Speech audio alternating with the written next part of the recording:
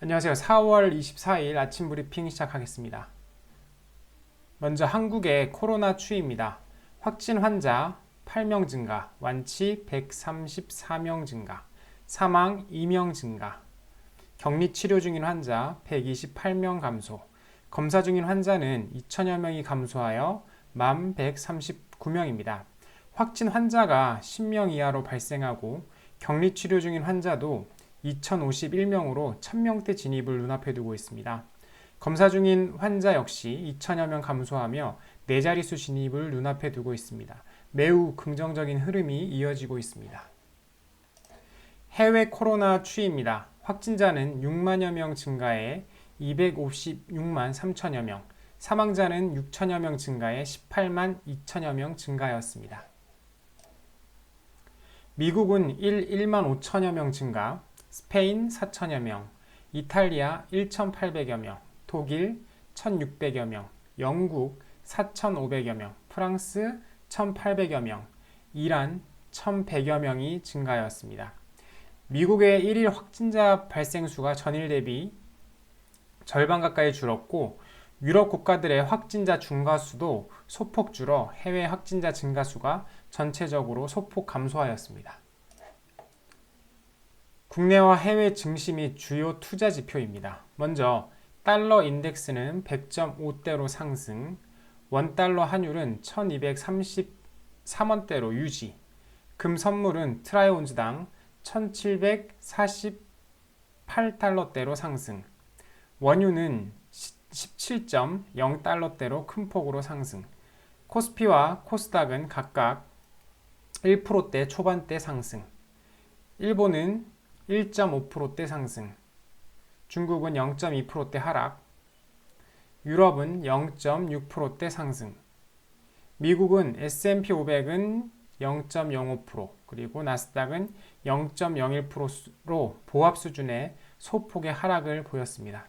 현재 미국 증시 선물은 S&P 500이 0.47%, 그리고 나스닥이 0.65%의 소폭 하락을 보이고 있습니다.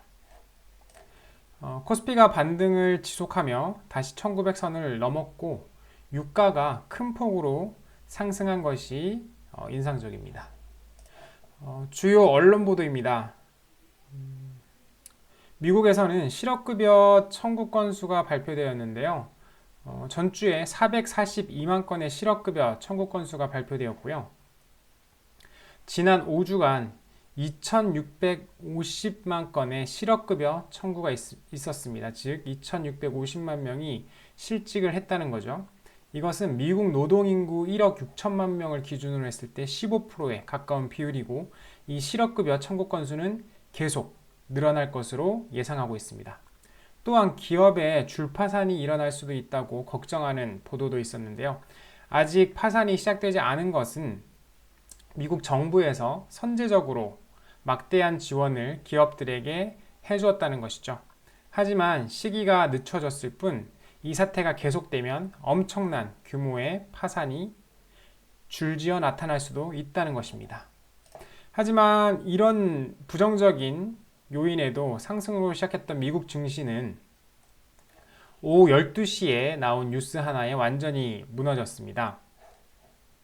이 파이낸셜 타임즈가 중국에서 실시된 길리어드의 렘데시비르 임상 시험과 관련해서 세계보건기구 WHO에서 만든 보고서 초안을 인용, 이 약이 코로나19 치료 효과를 입증하는 데 실패했다고 보도한 것입니다.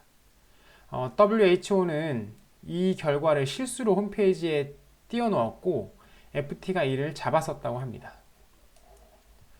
내용이 뭐냐면은 중국에서 렘데시비르를 158명에게 79명에게는 위약을 투여한 뒤 결과를 봤는데요. 이 긍정적인 데이터를 얻지 못했다는 겁니다. 사망률은 렘데시비르 투약 환자가 13.9%, 대조군이 12.8%로 별 효과가 없는 걸로 나왔고 일부에게는 부작용도 나타났다고 하죠.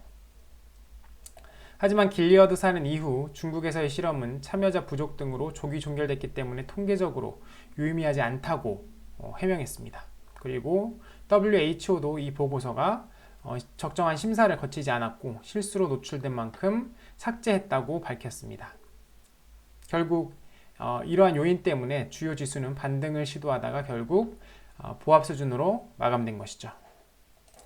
파이낸셜 타임즈도 그렇고 WHO도 그렇고 다들 제정신이 아닌 것 같습니다. 완전히 시장이 안 그래도 투기판인데 투기판이 더 심화되도록 일조를 하고 있는 것 같습니다. 물론 우리들이 모르는 어떤 정치적인 압력 혹은 정치적인 계산이 영향을 주었을 수도 있습니다. 제 개인적인 생각과 계획입니다. 온갖 언론과 국제기구에서도 증시가 투기판이 되어가는데 일조를 하고 있고 실제 증시는 투기판이 되어가고 있습니다. 이렇게 뉴스 하나하나에 반응하며 매매하다가는 계좌가 녹아버리기 딱 좋은 상황입니다. 코로나로 인한 피해는 계속되고 있고 돈은 더 풀리고 있고 피해가 덜한 기업들은 있습니다. 저는 이 사실에 집중해서 언제든 증시가 나빠질 수 있다는 것을 염두에 두고 적정 현금 보유, 그리고 피해가 덜한 저평가된 좋은 기업의 지분, 그리고 안전자산인 금, 즉 KRX 현물을 통한 금의 밸런스를 유지하며 계속 투자해 나갈 계획입니다. 모두들 즐겁고 보람찬 하루 보내시고요. 오늘도 권투하시길 바라겠습니다. 감사합니다.